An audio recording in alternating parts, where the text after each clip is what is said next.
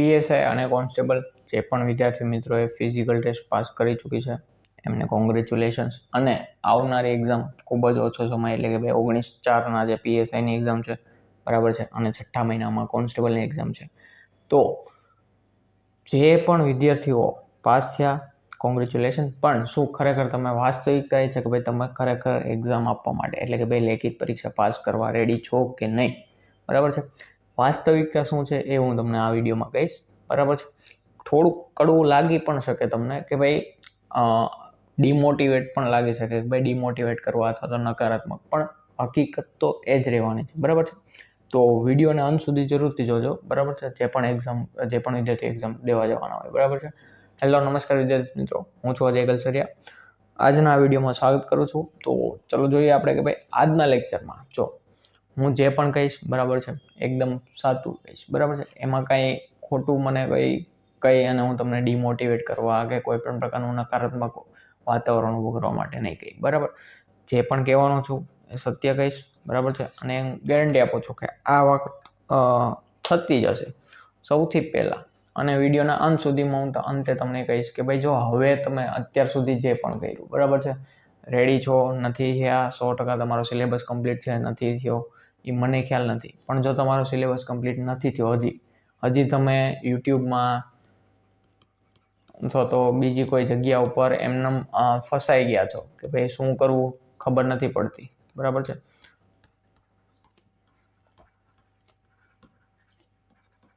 તો આ લેક્ચર છે, આ વિડીયો તમારા માટે છે. ખાસ વિડીયોને છેલ્લે સુધી જોજો, તમને બધી જ ક્લિયરિટી મળી જવાની છે. બરાબર છે. મેઇન ફોકસ આપણું અત્યારે રહેવાનું છે પીએસઆઈ કોન્સ્ટેબલવાળા. બરાબર છે. એ લોકો અત્યાર સુધીમાં ઘણી ભૂલ કરી ચૂક્યા હશો. બરાબર છે. અને સીસીવાળાની વાત કરું કે ભાઈ એ લોકો પણ ખાસ આ વિડીયો જોવે. બરાબર છે.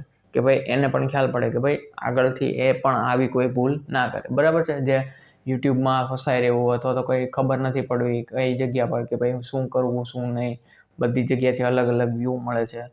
તો આ વિડીયો તમારા માટે છે.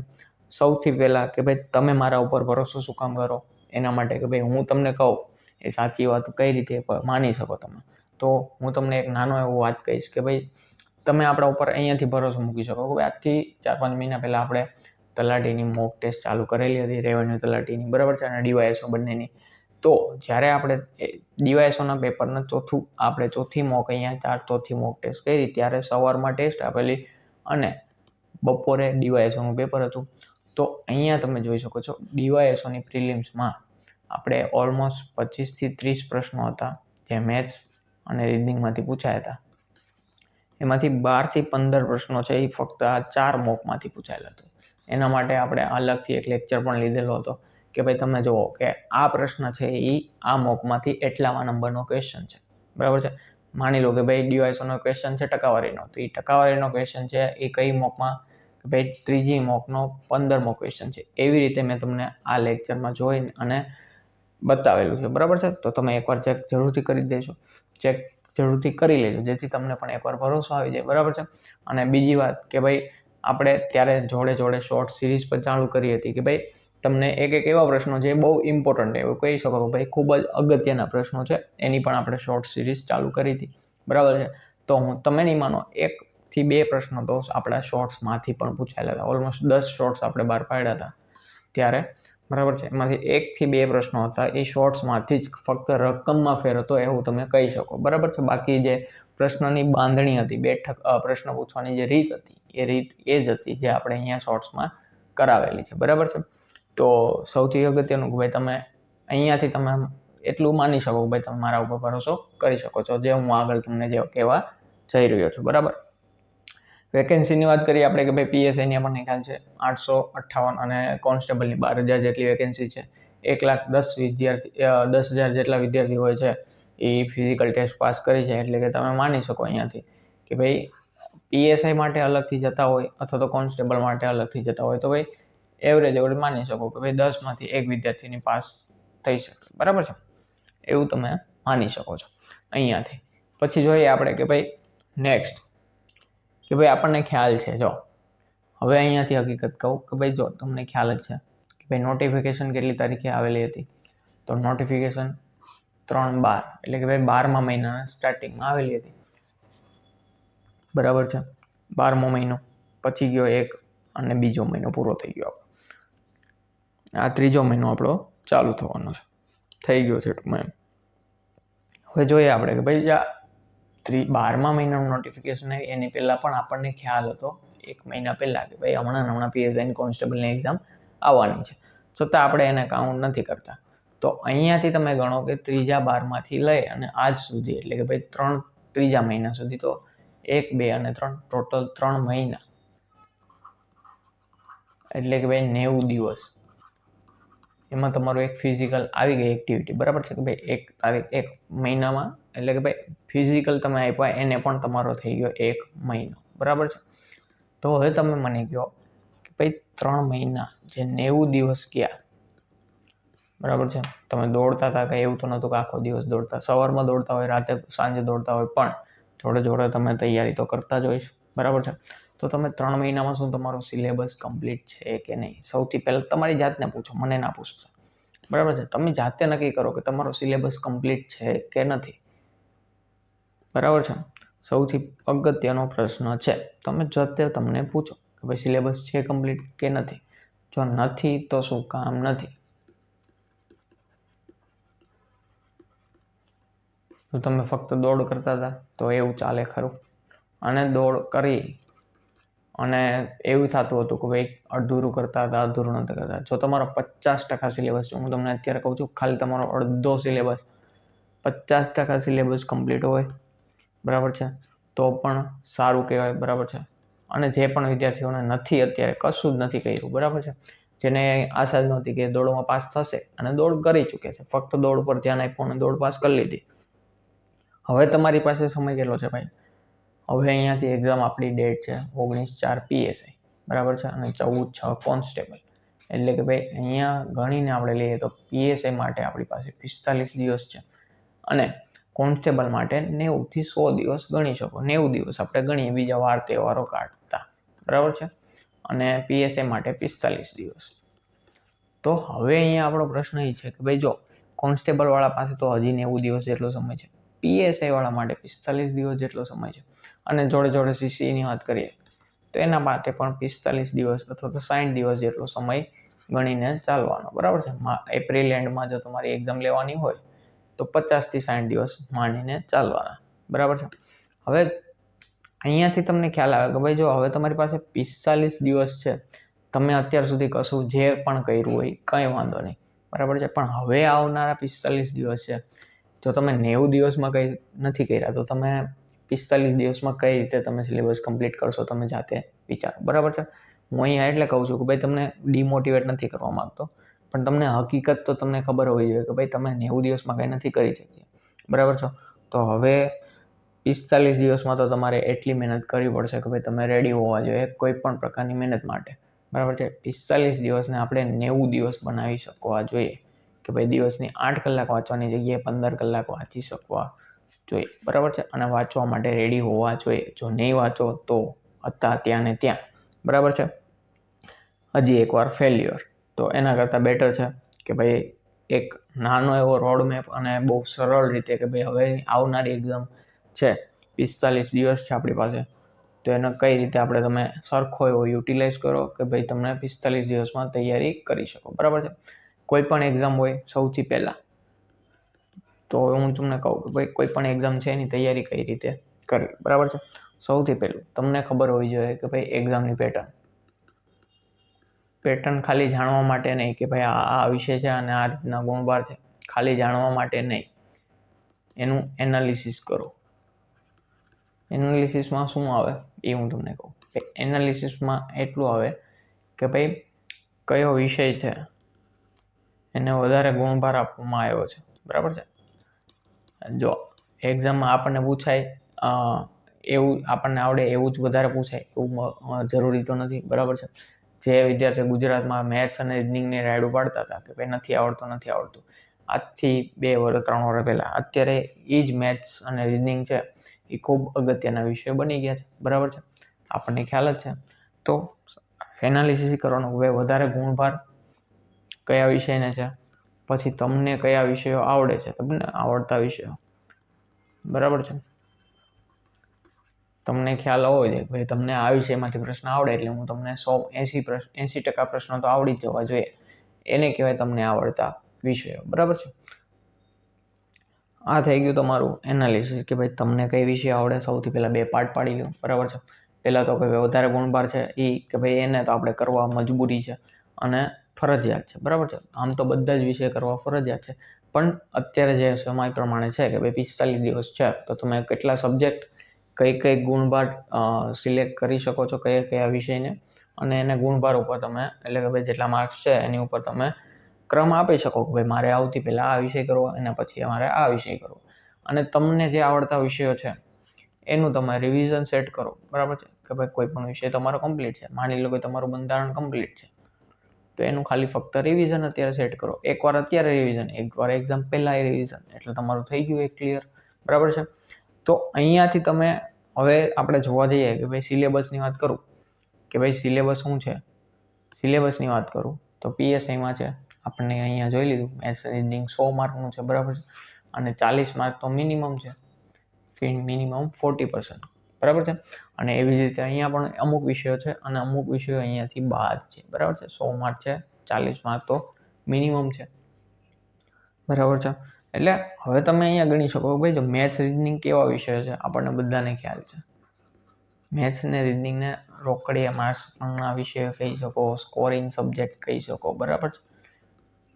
સ્કોરિંગ વિષય. બરાબર છે કે ભાઈ તમે એમાંથી માર્ક્સ વધારે લઈ શકો છો. હિસ્ટ્રીના ક્વેશ્ચન તમને આવડે ન આવડે એની ગેરંટી બહુ ઓછી છે, ક્યાંયથી શું પૂછી લે. પણ મેથ્સ અને રીઝનિંગ એવા વિષય છે જેમાંથી મોટાભાગના પ્રશ્નો તમને આવડી જાય. અને જે લોકોએ મેથ્સ રીઝનિંગનો આવડતું હોય ને એને પૂછી લેજો. એમ કહેશે કે આપણે હવે રિવિઝન ખાલી પ્રેક્ટિસ કરવાની રહે, રિવિઝન, બાકી એને કંઈ શીખવાની જરૂર નથી. એટલે કે ભાઈ એકવાર શીખી લીધા એટલે તમારે કશું યાદ રાખવા જવાની પણ જરૂર નથી. એટલે જ એને કહેવાય સ્કોરિંગ સબ્જેક્ટ. પહેલાં તો એ સમજાઈ ગયું. એટલે હવે અહીંયાથી તમારું એ છે કે ભાઈ જો PSI માટે તમને આવી ગયું, પેપર 1 પેપર 2 છે તમારું, એમાં પાર્ટ A છે. બરાબર છે. અહીંયા તમારે પાર્ટ Aમાં મેથ્સ અને રીઝનિંગ છે તો સૌથી વધારે સ્કોરિંગ સબ્જેક્ટ અહીંયાથી તમે માર્ક્સ લાવી શકો છો. બરાબર. બીજું છે કે ભાઈ કોન્સ્ટેબલની વાત કરીએ કે ભાઈ તો એમાં પણ મેથ્સ અને રીઝનિંગ 60 માર્કનું છે. બરાબર. પાર્ટ A પેપરમાં. અને ગણિત છે એ 20 માર્કનું કોમ્પ્રિહેન્સિવ. બરાબર. તો હવે અહીંયાથી તમે કહી શકો ભાઈ આ અહીંયા 60 માર્કનું છે, PSIમાં 100 માર્કનું છે, 200માંથી 60 માર્ક, 300માંથી 100 માર્ક, એટલે કે ભાઈ આમાં ગણો તો ત્રીજા ભાગનું થયું, અને આમાં ગણો તો એનાથી પણ વધારે છે. બરાબર છે. ઓલમોસ્ટ ત્રીજા ભાગ જેવું છે, 25થી 30, 28%. બરાબર છે. એવું ગણી શકો છો. તો કહેવાનો મતલબ એ છે સૌથી પહેલાં તો ભાઈ ગુણભાર ઉપર આપણે આવીએ તો આપણને અહીંયા ખ્યાલ આવે કે ભાઈ સ્કોરિંગ સબ્જેક્ટ એટલે કે ભાઈ ગુણભારવાળા સબ્જેક્ટ કઈ છે. સ્કોરિંગ અને સૌથી વધારે ગુણભાર એટલે કે માર્ક્સ આવતા તો એ છે મેથ્સ અને રીઝનિંગ. બરાબર છે. પછી બીજું કે ભાઈ બંનેની એક્ઝામને લઈને ચાલતા હોય. જો PSIની વાત છે તો તમારે આપણે અત્યારે આ જે લેટરવાળું છે એની તો ચર્ચા જ નથી કરતા. બરાબર છે. એ તો તમારે જાતે જ એસે, પ્રીસે રાઇટિંગ હોય, કોમ્પ્રિહેન્શન હોય, રિપોર્ટ રાઇટિંગ હોય, લેટર હોય, તો એ બધું તો તમારે ડેઇલી, હું તો કહું વીકમાં 7 દિવસ છે. બરાબર છે. સૌથી પહેલી વાત ચાલો હું તમને કહું થોડી વારમાં. પહેલાં અહીંયા આવીએ હવે આપણી પાસે જે બંધારણ છે તો એ છે બંધારણ અને પબ્લિક એડમિનિસ્ટ્રેશન 25 માર્કનું. બરાબર છે. હિસ્ટ્રી, જિયોગ્રાફી અને કલ્ચર, તો આ ત્રણેય વિષયને આપણે એમ કહી શકો ભાઈ હિસ્ટ્રી એમાંથી 10 માર્કનું, જિયોગ્રાફી 10 અને કલ્ચર 10 એવું પૂછી શકે. કરંટ અફેર અને જીકે, જો કરંટ અફેર અને જીકેની વાત કરું સૌથી અગત્યની વાત જે મોટાભાગના વિદ્યાર્થીઓને અહીંયાથી ખબર જ નથી કે ભાઈ કરંટ અફેર અને જીકે. તો કરંટ અફેર ને જીકે એવું પૂછાય. બરાબર છે. જે ન્યૂઝમાં હોય. જીકેની વાત કરું કે ભાઈ જીકે એવું પૂછે છે કરંટ અફેરમાં આવેલું હોય. તમને જીકે એવું નહીં કંઈ બહુ પૂછી લે. બરાબર છે કે ભાઈ ગાંધીજી વિશે કે એવી રીતે એમ તમને એવું પૂછે કે ભાઈ માની લો અત્યારે કોઈ નેશનલ પાર્ક ન્યૂઝમાં છે. બરાબર છે. કુનો નેશનલ પાર્ક, તો તમને એ પૂછી લે કે ભાઈ કુનો નેશનલ પાર્ક છે એ ક્યાં આવેલું છે. ન્યૂઝમાં શું કામ છે તો તમને ખબર છે ચિત્તા. બરાબર છે. તો અહીંયા અત્યારે ચિત્તાની સંખ્યા કેટલી થઈ ગઈ એ પણ તમને પૂછી શકે. હમણાં જ ન્યૂઝમાં હતું કરંટ અફેરમાં કે ભાઈ 38 થઈ ગયા. બરાબર છે. તો એટલા માટે તમને પૂછી શકે ત્યાંથી કે ભાઈ ચિત્તાની સંખ્યા 38 થઈ ગઈ, કરંટ અફેરમાં છે. ત્યાંથી પૂછી શકે કે ભાઈ કુનો નેશનલ પાર્ક છે એ કઈ જગ્યા પર આવેલો છે, બરાબર છે, મધ્યપ્રદેશમાં. તો એવી રીતે તમને ટૂંકમાં જીકે છે એ કરંટ અફેરને આધારિત પૂછી શકે. એટલે તમારે કરંટ અફેર તૈયાર કરવાનું રહે. અને જોડે જોડે એવી જગ્યાએથી કે ભાઈ જે તમને જીકે પણ જોડે જોડે કરાવતો જતો, બરાબર છે. પછી માની લો કે ભાઈ તમને અત્યારે ન્યૂઝમાં છે વર્લ્ડ બેંક અથવા તો યુનેસ્કો છે, બરાબર છે, યુનેસ્કો છે. હવે એનું તમને હેડક્વાર્ટર પૂછાઈ ગયું કે એનું હેડક્વાર્ટર ક્યાં છે. પણ એ શું કામ પૂછાણું? કેમ કે એક ન્યૂઝમાં હશે, બરાબર છે, કોઈ વર્લ્ડ હેરિટેજ સાઇટ હશે એને આપેલી હશે, ત્યારે એ તમને એનું હેડક્વાર્ટર પૂછાઈ શકે. Part of GK, but current અફેરને રિલેટેડ હોય તો જ પૂછાય છે મોસ્ટલી, બરાબર છે. તો કરંટ અફેર તમારે ખૂબ અગત્યનું બની જાય છે. અને કરંટ અફેર તમારે કોન્સ્ટેબલની એક્ઝામમાં પણ છે જ, બરાબર છે.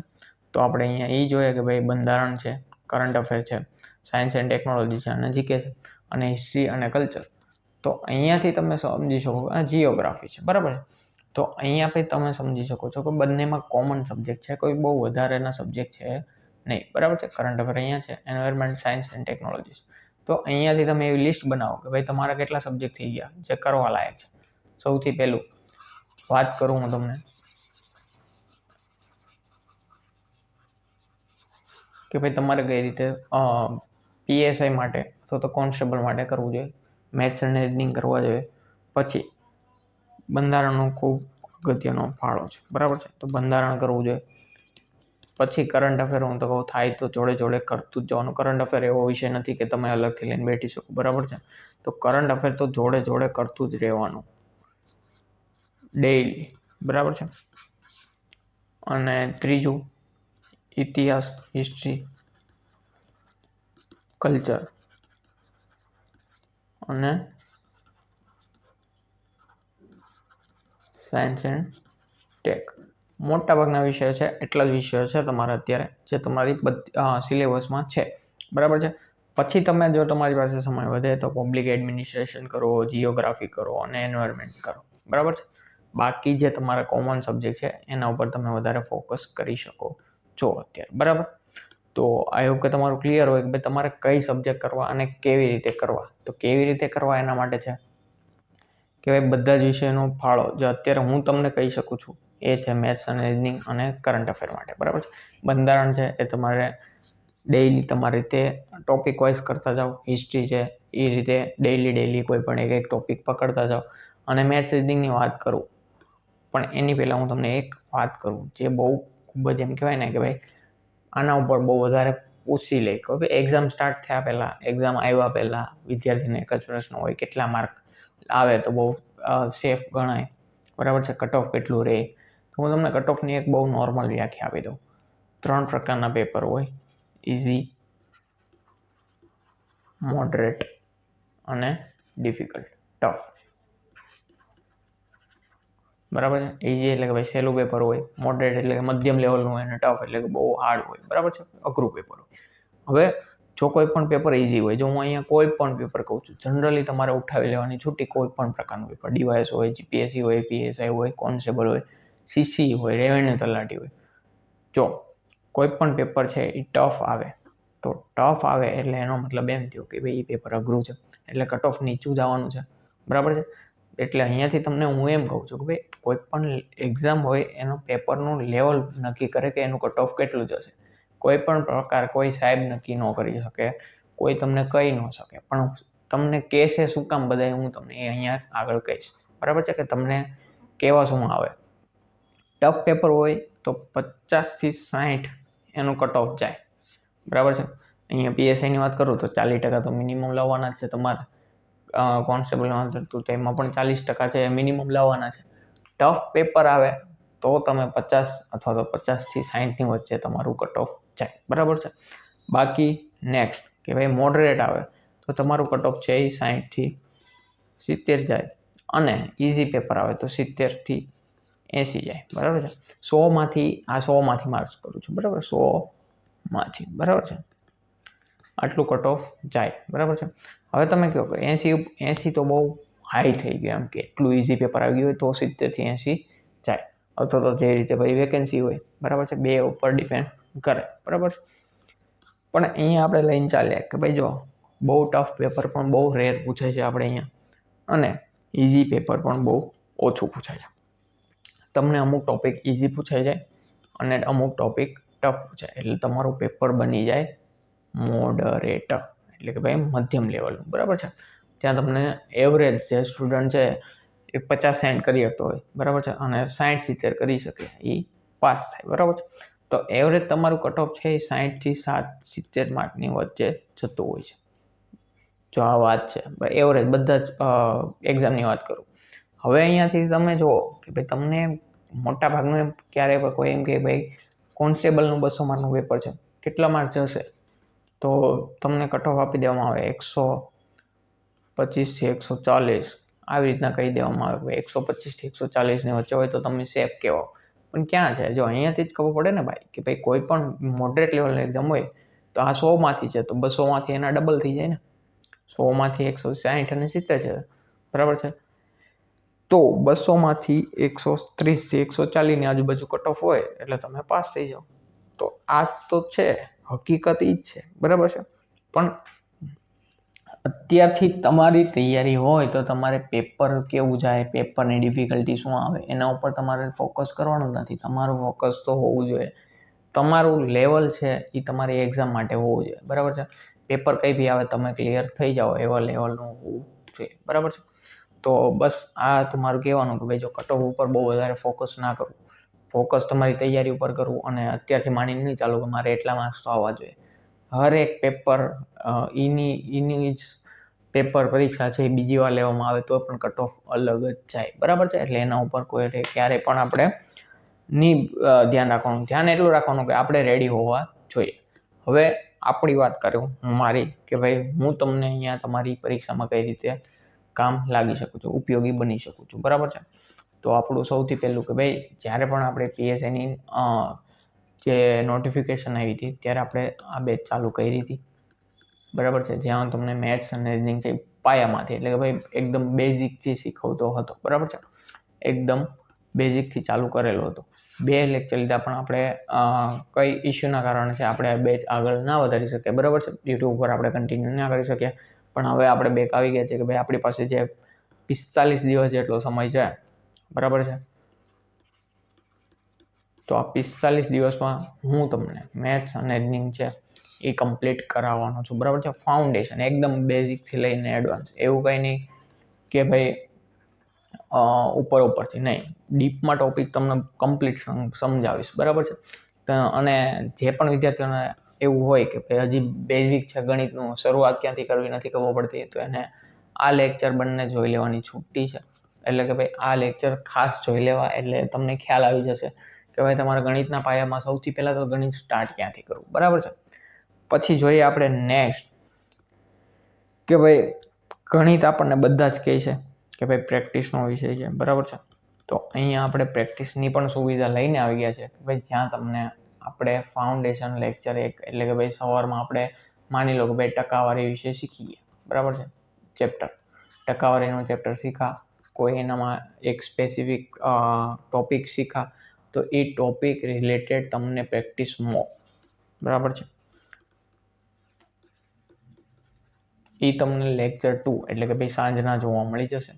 અને એની ફ્રી PDF જો તમને એમ થાય કે ભાઈ તમારે ફ્રી PDF એકવાર જોઈએ છે તો એ ફ્રી PDF પણ આપણે આપણી ટેલિગ્રામ ચેનલ ઉપર મૂકી દેવાના છીએ. તો ટેલિગ્રામ ચેનલ હોય, યુટ્યુબ ચેનલ હોય, તમે બંનેમાં સબસ્ક્રાઈબ કરો, ટેલિગ્રામમાં જોડાઈ જાઓ, ત્યાંથી તમને ફ્રી PDF પણ મળવાની છે. અને જોડે જોડે આપણે ડેઇલી કરંટ અફેરનું પણ ટ્રાય કરીશું કે ભાઈ તમને એક PDF એક ડેઇલી ન્યૂઝ એક લાઇનમાં મળી જાય કે ભાઈ આટલી 15 ન્યૂઝ છે આજના માટે ઇમ્પોર્ટન્ટ છે, એવું કંઈ આપણે કરીશું, બરાબર છે. બાકી મેં તમને કીધું એમ કે ભાઈ તમે મારા ઉપર ટ્રસ્ટ ક્યાંથી રાખી શકો તો તમે આ વિડીયો જોઈ શકો છો, આ સિરીઝ પણ જોઈ આવી શકો છો. આપણી પાસે અત્યારે રેકોર્ડેડ સુવિધા છે, બરાબર. લાઈવ આપણે લઈ નથી શકતા, લાઈવ માટે આપણે અત્યારે સુવિધા નથી, અને કોઈ ફેસ કેમ નથી કરતા. પણ ઉપયોગી છે કે ભાઈ તમે ખાલી શાંતિથી સાંભળશો અને લેક્ચર જોડે ગણતા જશો તમારું મેથ્સ અને રીઝનિંગ, તો પણ હું ગેરંટી આપું છું કે જો તમે આ 45 દિવસ PSI વાળા ખાસ આ 45 અને CC વાળા માટે પણ આ જ વસ્તુ ઉપયોગી છે કે ભાઈ જો બેઝિક મેથ્સ બધામાં ઉપયોગી છે, એવું નથી આવતું પીએસઆઈ કોન્સ્ટેબલનો અલગ, બરાબર છે. બધાનું લેવલ સરખું જ છે પીએસઆઈ અને સીસી વાળા માટે, તો એ વિદ્યાર્થીઓ પણ ખાસ જોડાઈ જાય, બરાબર છે. ચલો, બાકી આઈ હોપ કે તમને આ વિડીયો સમજાઈ ગયો એ પૂરો, કે ભાઈ તમારે શું કરવાની જરૂર છે, કયા વિષયોનું મહત્વ આપવાની જરૂર છે, બરાબર છે. અને તમારે સિલેબસમાં શું કરવાનું છે, અને કટ ઓફ પાછળ દોડવાનું જરાય થતું નથી. શું કામ? એ મેં તમને કહી દીધું. તમારું મોડરેટનું પેપર હોય તો તમારું એટલું જ, એટલે કે મધ્યમ લેવલનું હોય તો 130 140 માર્ક્સ જ આવે, બરાબર છે. ચાલો, તો આઈ હોપ કે તમને સમજાઈ ગયું હોય તમારે તૈયારી કઈ રીતે કરવી, કયા કયા વિષયો કરવા. અને મેથ્સ રીઝનિંગ માટે મેં તમને કીધું એમ ગણિતના પાયાથી લઈને આપણે સ્ટાર્ટ કરવાના છીએ. તો જોડાઈ જજો, ચેનલને સબસ્ક્રાઈબ જરૂરથી કરી દેજો, બરાબર છે.